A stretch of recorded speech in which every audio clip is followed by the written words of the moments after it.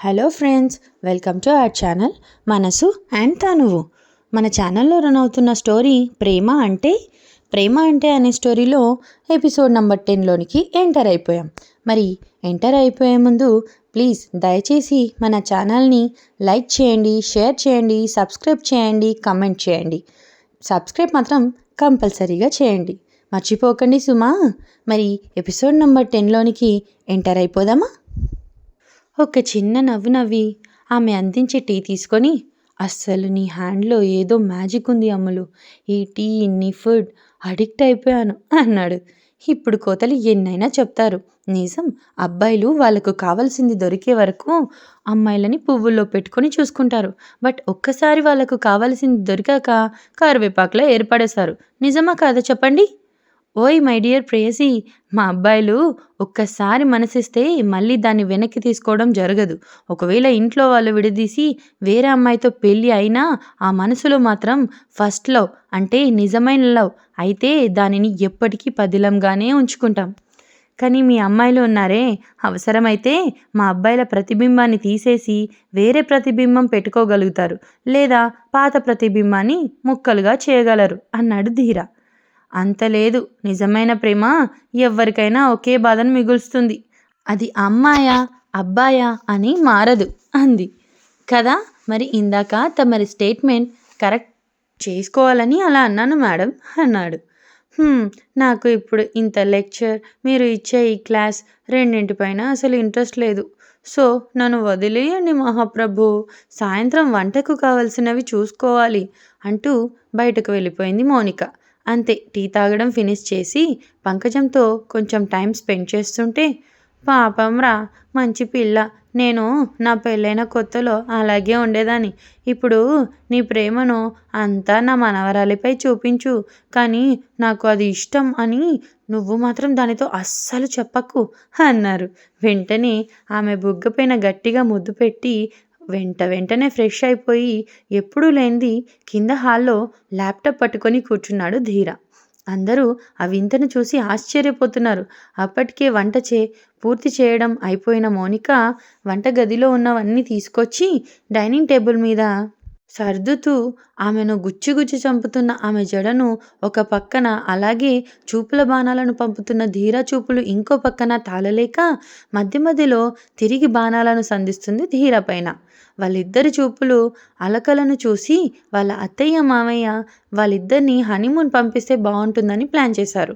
వెంటనే ఒక అరగంట తర్వాత ప్రమోద్ గారు వచ్చి, ధీరా, అనుకోకుండా ఒక అర్జెంట్ మీటింగ్ పడిందిరా, నువ్వు ఈ నైట్కి వెళ్ళాలి అన్నారు. అంతే, అక్కడ వండిన వంటకాలు అన్నీ టేబుల్ మీద సర్దుతున్న మౌనిక నిజంగానే మౌనంగా అయిపోయింది. ధీర కూడా ఆమె డల్ అవ్వడం గమనించి, అలా కాదు నాన్న, రేపు కానీ ఎల్లుండి కానీ వెళ్ళనా అన్నాడు. అయ్యో, అంత టైం ఉంటే ఇంకేం నాన్న, నేనే వెళ్ళేవాణ్ణి, కానీ నాకేమో హెల్త్ బాగాలేదు, అసలు టైం లేదురా అన్న చాపర్ని కూడా రమ్మని చెప్పాను. ఆల్రెడీ వివేక్ వచ్చేస్తున్నాడు.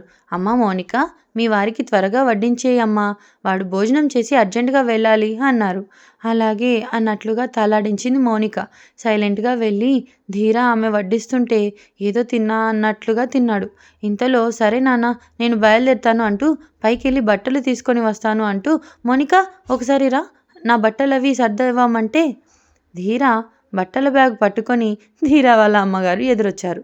ఏంటమ్మా ఇది అంటే, ఇదిగో నాన్న, నీ బట్టలన్నీ నేనే సర్దేసి ఉంచాను, వెళ్ళు, లేట్ అవుతుంది అన్నారు. ఇలా అయినా మౌనికతో కొంచెం సేపు టైం స్పెండ్ చేసి ఆమెకి కొంచెం ధైర్యం ఇవ్వాలి అని చూస్తే ప్లాన్ ఫ్లాప్ అనుకొని, అయ్యో అమ్మ, బట్టలు మార్చుకోకుండా ఇలాగే వెళ్ళిపోనా అంటే, ఇదేంటి నాన్నగారు అంత అర్జెంటా అని అన్నాడు ధీర. నువ్వు వెళ్ళేది కాశ్మీర్, మన మెయిన్ బ్రాంచ్కి అన్నారు. చెప్తున్నారు కదా, వెళ్ళు అన్నారు ధీర వాళ్ళ అమ్మగారు. ధీరాకి అసలు ఏం అర్థం కాలేదు, కానీ చాలా కోపం మాత్రం వచ్చేస్తుంది. ఒక్క నిమిషమైనా సరే మౌనికతోటి మాట్లాడాలి, తనతోటి చెప్పాలి, బాధపడద్దు అని అనిపిస్తుంది. కానీ ఆ ఛాన్స్ ఎవరు ఇవ్వట్లేదు. ఇంతలో ఏదో గుర్తొచ్చినట్లుగా, అమ్మ వాచ్ మర్చిపోయాను, ఒకసారి నా రూమ్కి వెళ్ళి తెచ్చుకుంటాను, ఆ మౌనిక వాచ్ ఎక్కడ పెట్టావు అని అడిగేలోపు, అన్నయ్య దీని గురించే వెతుకుతున్నావా అంటూ మధు ధీరా వాచ్ని తీసుకొచ్చి అతని చేతికిచ్చింది. మామూలుగా అడిగినా ఎప్పుడూ ఏ హెల్ప్ చేయని మధు కూడా అంత హెల్ప్ చేసేసరికి ఆశ్చర్యపోతూ ఇంక చేసేది ఏమీ లేక కళ్ళతోటే మోనికాకు బాయ్ చెప్పి మనసు భారంగా అక్కడి నుంచి బయలుదేరాడు ధీర.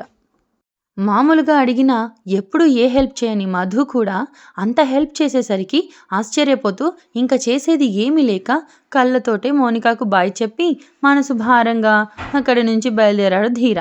తీరా ధీర వాళ్ళ గెస్ట్ హౌస్ చేరుకునేసరికి టైం మిడ్నైట్ 12 అవుతుంది. సో ధీరాను గెస్ట్ హౌస్ లోపలికి పంపిస్తూ ధీర పిఏ ఇంకా వివేక్ కూడా సార్ ఆ రూమ్లోకి వెళ్ళండి సార్, అదే సార్ మీ రూమ్ అని చెప్పారు. అదేంటి మిగిలిన రూమ్ ఎవరికైనా అద్దెకిచ్చారా అని అడిగాడు కోపంగా. అదే సార్ నాన్నగారు మిగిలిన ఎవరో వస్తున్నారు అని చెప్పారు, అందుకే ఆ ఒక్క రూమ్ మీకు ఇచ్చాము అన్నాడు. ఇది ఫ్రెండ్స్ ఈరోజటి ఎపిసోడ్ మీకు నచ్చిందని అనుకుంటున్నాను.